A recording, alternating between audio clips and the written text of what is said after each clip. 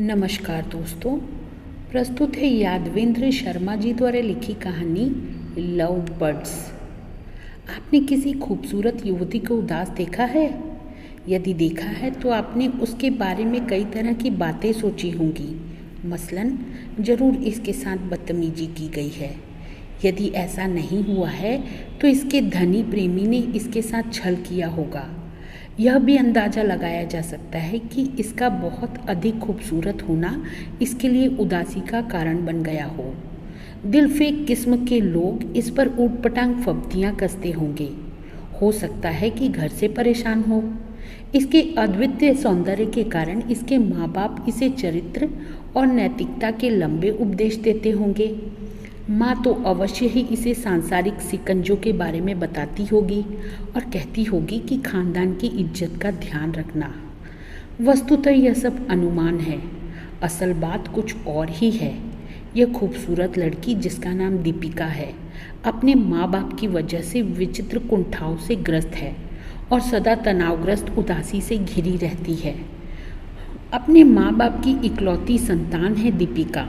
माँ शेफाली और बाप समरेश। दोनों ने लव मैरिज की थी। प्रेम में आकंठ डूबे रहते थे वे दोनों। लोग दोनों के अपरिसीम प्यार को देखकर उन्हें लव बर्ड्स कहते थे, प्यार के पंछी। दोनों सर्विस करते थे। प्रेम शरीर के माध्यम से तीव्र हो जाता है। स्त्री पुरुष का मिलन ही आत्मा परमात्मा का मिलन कहलाता है। उस मिलन के पश्चात भी कौन सी भक्ति पूजा में कमी रहती है कि कईयों में धीरे धीरे हल्की ऊब और वितृष्णा सी जागने लगती है। वह धीरे धीरे उनके संबंधों में एक अजीब सी टूटन लाने लगती है। फिर तनाव ही तनाव। दीपिका के जन्म लेने के बाद ना जाने लव बर्ड्स के बीच कौन सा विश्वास टूटा कि संबंधों में जहरीलापन जन्म गया। यह जहरीलापन बढ़ता ही गया। दीपिका जब तक मैच्योर नहीं हुई तब तक वह सही ढंग से यही देखती आई कि उसका बाप शराब पीकर उसकी माँ को गंदी गालियाँ देता है और कभी कभी एक दो चांटे भी रसीद कर देता है। शुरू में उसकी माँ एक श्रेष्ठ पतिव्रता की तरह गालियाँ भी सुनती और चांटों को भी सहती। फिर उसके महान पतिव्रत धर्म पर आक्रोश की परत चढ़ी। उसने विरोध करना शुरू कर दिया। वह गालियों का जवाब जुझारू शब्दों से देने लगी। वह गंदे और अश्लील शब्दों का तो प्रयोग नहीं कर सकती थी, पर वह रोकर, तड़प कर और हाथ पांव पटक कर अवश्य विरोध करती थी। जब उसका पिता समरेश उसकी माँ शेफाली पर प्रहार करने को उद्यत होता तो उसकी माँ उसका हाथ पकड़ लेती थी। फिर भी उसका बाप उसे दो चार धौल जमा ही देता था। शेफाली का हाथ न जाने क्यों नहीं अपने पति पर उठता। वह क्रोध में दांत किटकिटा कर रह जाती। इतना जरूर कहती थी, समरेश, मैं तुम्हें बहुत प्यार करती हूँ, इसलिए भी तुम्हारा अन्याय सहती हूँ, वरना मैं भी ईंट का जवाब पत्थर से दे सकती हूँ। पर वह ऐसा नहीं कर पाती। कदाचित बुजुर्ग सामंती संस्कारों के आतंक ने उसे कहीं से विवश कर रखा हो, या फिर पत्नी का पति के प्रति कहीं आत्मा के गहन गह्वर में छुपा सम्मान का टुकड़ा हो। जब दीपिका युवती हो गई और उसने एमए कर लिया, वह भी दर्शन शास्त्र में, तो उसकी सोच बदल गई।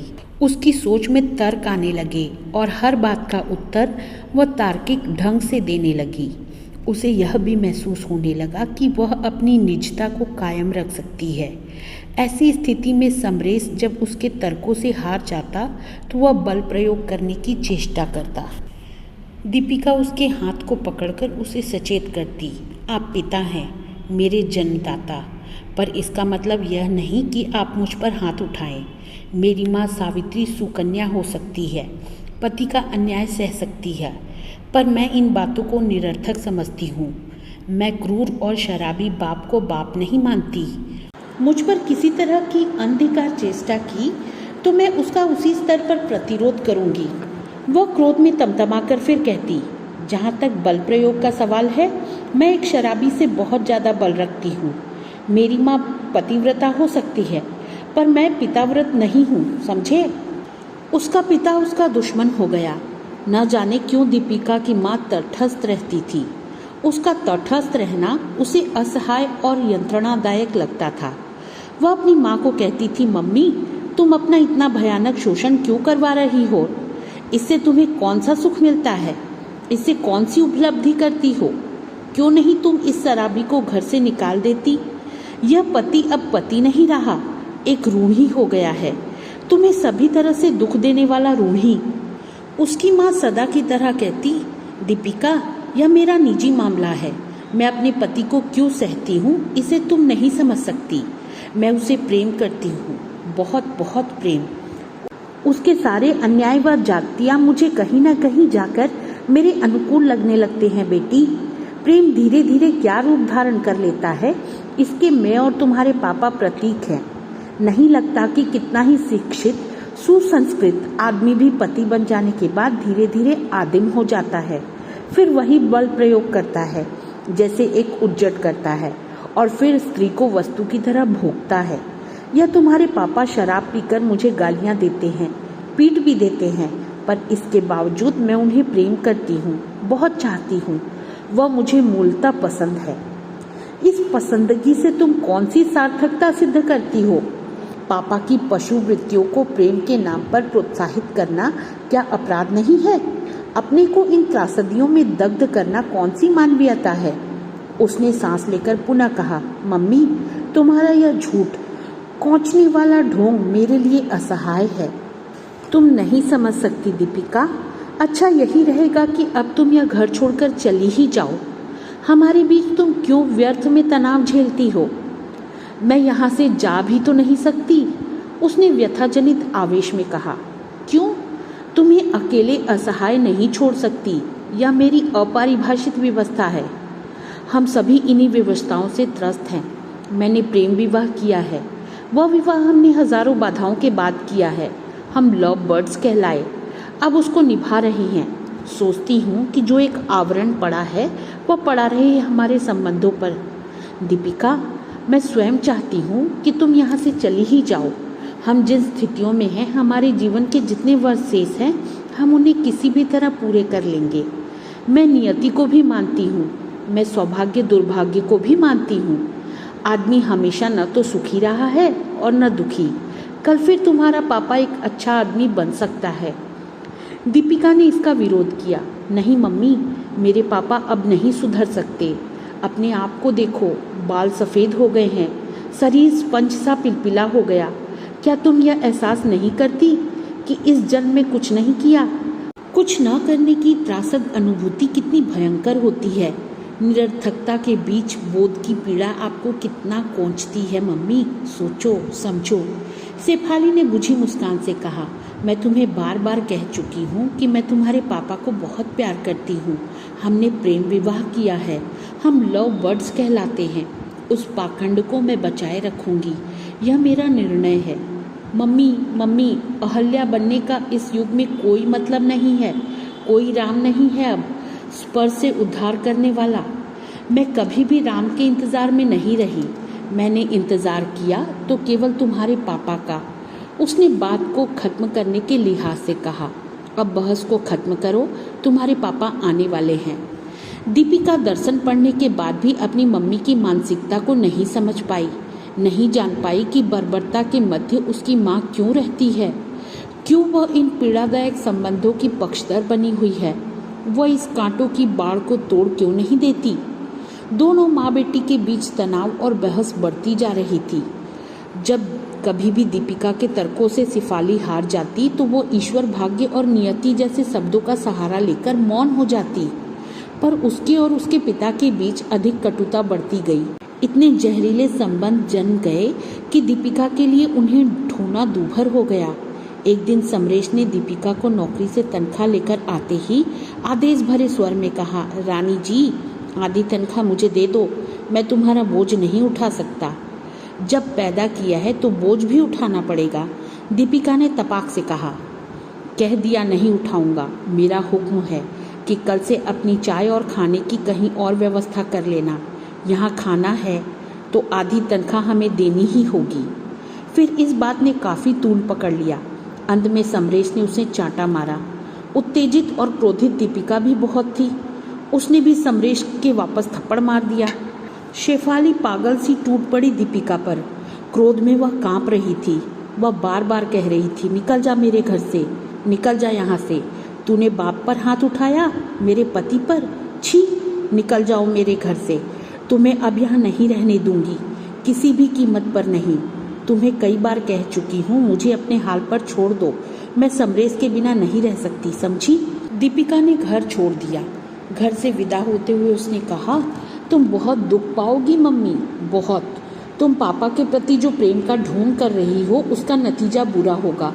गौर से सुनो मम्मी, तुम पापा को प्रेम नहीं करती हो, बल्कि उनसे घृणा करती हो, घृणा। दीपिका ने घर छोड़ दिया। शादी की 25वीं सालगिरह रजत जयंती के रूप में शेफाली और समरेश ने मनाई। उसका निमंत्रण दीपिका को भी दिया गया, पर दीपिका नहीं आई। शानदार पार्टी थी। समरेश और शेफाली चहक रहे थे। उसके मित्रों और दफ्तर के साथियों ने ढेर सारी बधाइयाँ और प्रेजेंट्स दिए। उनके लिए शुभकामनाएं की कि उनका प्रेममय जीवन लंबा हो, वे दीर्घायु हों, वो इसी तरह लव बर्ड्स की तरह चहकते रहें। उनके खास मित्रों ने, जिन्होंने एक क्लब बना रखा था, उस क्लब की ओर से उन्हें लव बर्ड्स होने का प्रमाण पत्र दिया। प्यार के पंछी, ऐसे पंछी जो प्यार में सदा आकंठ डूबे रहते हैं। वह रात गहमा गहमी में बीती। दूसरे दिन सुबह एक अत्यंत ही विभत्स और लोमहर्षक दुर्घटना घटी। सहसा उस पर विश्वास नहीं किया जा रहा था। वह दुर्घटना थी कि शेफाली ने अपने पति की हत्या कर दी। प्यार की एक चिड़िया ने दूसरी चिड़िया को मार डाला। सनसनी फैल गई शहर में। लोगों को विश्वास नहीं हो रहा था कि इतना अटूट प्यार करने वाली शेफाली ने अपने ही हाथों अपने प्रेमी पति की नृशंस हत्या क्यों कर दी। भीड़ इकट्ठी हो गई। दीपिका आई।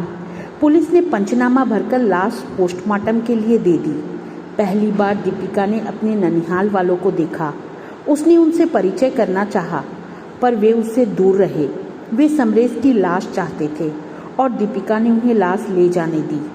उसे अपने उस क्रूर पिता के प्रति कोई दिलचस्पी, लगाव और अपनापन नहीं था। उसने तो उसकी मौत को अपनी माँ की मुक्ति समझा, किंतु मुक्ति कहाँ थी? वह तो हत्या के मामले में कारावास भोगेगी। कहीं उसकी मम्मी ने जीवन में कुछ न कर पाने के भयंकर एहसास के बदले इतना बड़ा हादसा तो नहीं कर दिया। दूसरे दिन दीपिका ढेर सारे अखबारों को लेकर अपनी माँ के पास जेल में अपने वकील के साथ पहुंची। बैरक में बंद अपनी माँ के सामने उसने ढेर सारे अखबार रख दिए। कहा, मम्मी, मुझे सच सच बताओ कि आपने पापा की हत्या की या नहीं। उसने थोड़ी देर सोचा, फिर आह छोड़कर कहा, हाँ बेटी, मैं तुम्हें सच ही कहूँगी, पर अकेले में। वकील साहब को कहो कि वे चले जाएं। वकील के चले जाने के बाद शेफाली ने जो बताया उससे दीपिका हैरान हो गई।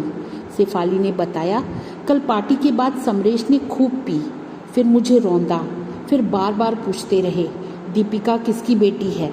सच सच बता दो शेफाली, यह मेरी बेटी नहीं है। नहीं है। क्यों नहीं है? क्योंकि उन दिनों मैं तुमसे दूर रहता था। आशुतोष ने मुझे बताया है कि तुम्हारा संबंध अपने बॉस से है।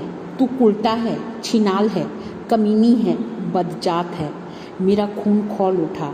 मैंने आव देखा ना ताव, एक झापड़ समरेश को मार दिया। कहा, कमीने, मुझ पर झूठा और गंदा आरोप लगाते हो। तुम दूर रहने का ढोंग करते हो। एक रात तूने शराब पीकर, छी, एक शक ने जन्म ले लिया। दीपिका, फिर हमारे बीच दूरियां बढ़ती गई। यह सच है कि हम दोनों ने अपने परिवारों के तीव्र विरोध के बाद प्रेम विवाह किया था। जानती हो, प्रेम में सारे जीवन का पुनर्जन्म हो जाता है। उस प्रेम विवाह की इज्जत मैं सब कुछ गंवाकर रखती रही हूँ। कोई मेरे चरित्र पर उंगली न उठाए, इस पाखंड को ढोती रही हूँ। स्त्री को सती कहलाने का बहुत बड़ा शौक है। वह पतिव्रता कहलाकर एक बहुत बड़े संतोष को महसूस करती है। पर सच क्या है मम्मी? मुझे तो साफ साफ बताओ। उसके स्वर में प्रार्थना थी। सच यह है कि तुम समरेश की ही संतान हो। तुम्हें एक और चौंकाने वाला सच बताऊं? समरेश की हत्या मैंने नहीं की, बल्कि उसने आत्महत्या की है। वह मुझे मारने की धमकियां देता रहा, फिर नशे में चाकू अपने ही पेट में भोंक लिया। मम्मी, फिर तो तुम बच जाओगी। तुम्हें वकील जैसा कहे वैसा बयान देना है, उसने परामर्श भरे स्वर में कहा। नहीं दीपिका, अब जीने में कोई सार्थकता नहीं है। हम लव बर्ड्स कहलाते थे, आपसी भयंकर घृणाओं के बावजूद लव बर्ड्स। मैं उसी मुखौटे को लेकर मरना चाहती हूँ, और मरने का साधन भी मेरे पास है।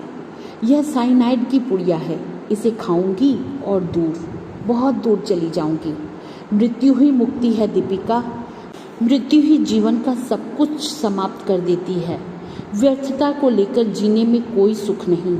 अच्छा बेटी, जीवन में कुछ भी करना सोच कर करना। मम्मी रुक जाओ, ऐसा ना करो मम्मी, मेरी कसम है तुम्हें, जहर मत खाओ। मम्मी, जेलर साहब। यह चिल्लाती चिल्लाती भागी और जब जेलर को लेकर आई तब शेफाली लुढ़क गई थी और उसकी आंखें पलट गई थी। बैरक का दरवाज़ा खोला गया। अपनी मम्मी की लाश से लिपटकर दीपिका रो पड़ी। मम्मी नहीं समझ पाई कि तूने क्यों और किस लिए ऐसा जीवन जिया। वह माँ का ललाट रो रो कर चूमने लगी। तो दोस्तों, मुझे उम्मीद है कि आपको यह कहानी पसंद आई होगी। अब मिलती हूँ अगली कहानी के साथ, तब तक के लिए अलविदा।